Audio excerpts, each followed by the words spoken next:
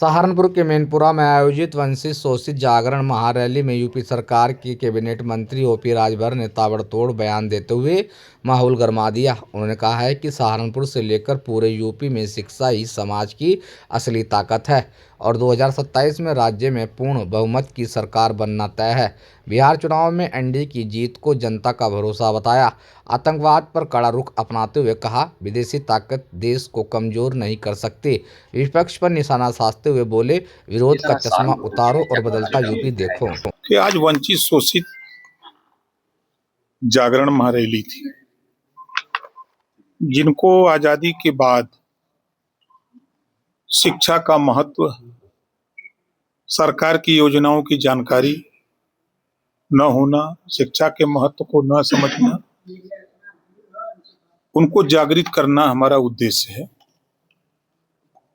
कार्यक्रम के बहाने उनको इकट्ठा करके बताया जाता है कि भाई आप किसी महापुरुष को अगर मानो तो उनके विचार को मानो, चाहे बुद्ध जी को मानो, चाहे महात्मा ज्योतिबा फुले को मानो, चाहे जगपति साहू जी को मानो, चाहे बाबा साहब डॉक्टर अम्बेडकर जी को मानो।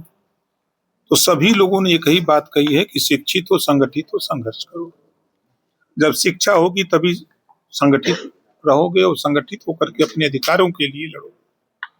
तो इनकी जानकारी इन सब चीजों की उनको दी जाती है और खुले मंचों से हम तो कहते हैं कि गरीब कहता पैसा नहीं है।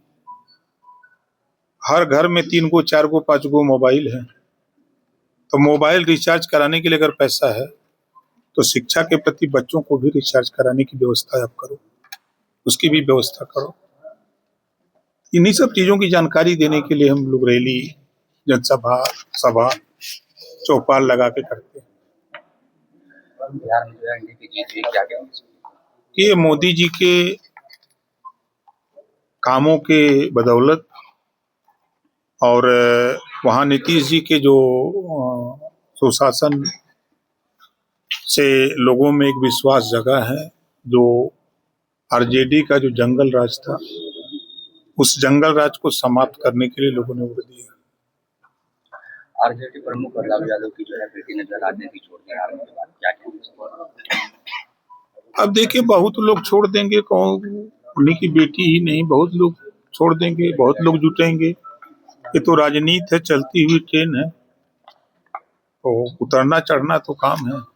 दिल्ली ब्लास्ट में कई डॉक्टर जो है गिरफ्तार हुए, सामने से भी गिरफ्तार हो, क्या कहेंगे? देखिए, देश में विदेशी ताकतें अपना हाथ पांव फैला रही हैं, लेकिन कोई सफल नहीं हो पा रहा है। चाहे आप पुलवामा घटना को आप उठा के देखिए, पुलवामा घटना के बाद प्रधानमंत्री जी ने पूरे देश की सेना को छूट दिया। 100 किलोमीटर अंदर पाकिस्तान में 9 आतंकवादी ठिकानों को ध्वस्त किया, और कोई भी कहीं भी अगर छिटपुट घटना करने की कोशिश कर रहा है तो जितने लोग उसमें इन्वॉल्व हैं, सरकार पूरी तरह मुस्तैद है, किसी को बख्शा नहीं जाएगा। जांच भी एटीएस ने जांच शुरू कर दी है। जांच में जितने लोग आएंगे सबको उसकी सजा मिलेगी। 2027 की तैयारी किस तरह से? देखिए, 2027 अभी बिहार आपने देखा है, 2027 में ये वही सहारनपुर है कि सहारनपुर पिछली सरकारों में सहारनपुर जल रहा था और सैफई में सूबे के मालिक नाच देख रहे थे, तो उसका सजा तो मिलेगी ना। आप सांसद ने कहा था 4 महीने पहले कि बिहार चुनाव को पूरी तरह से हैक कर लिया गया है। इसमें आप सांसद जो हैं संजय जी, उन्होंने कहा था। देखिए, अब संजय जी हो चाहे कोई हो, आज क्योंकि उनके विरोधी या विपक्ष का चश्मा है ना, आप अपने से आज के 15 साल पहले जाइए किसी सड़क पर, किसी स्टेशन पर, किसी बस अड्डे पर, और आज 10 साल के अंदर आपको सड़क कनेक्टिविटी, चाहे रेल की कनेक्टिविटी, सब में सुधार आपको मिलेगा। साफ सफाई, क्योंकि प्रमुख है, जो राष्ट्रपिता महात्मा गांधी जी का सपना अधूरा था साफ सफाई में, आज हम खुल के कह सकते हैं कि साफ सफाई के मामले में हमारा विभाग, पंचायती राज विभाग, आज के लगभग हमको अंदाजे कि 7-8 साल पहले, 6 साल पहले सुबह जब 4 बजे सीटी बजाता था तो बहुत से लोगों को लगता था ये कौन लोग सीटी बजा रहे हैं, शौच नहीं करने दे रहे हैं। आज उसका नतीजा हुआ उस सीटी का कि कम से कम 90% लोग शौचालय जाने लगे और लोग शौचालय बनवाने के लिए तैयार हो गए।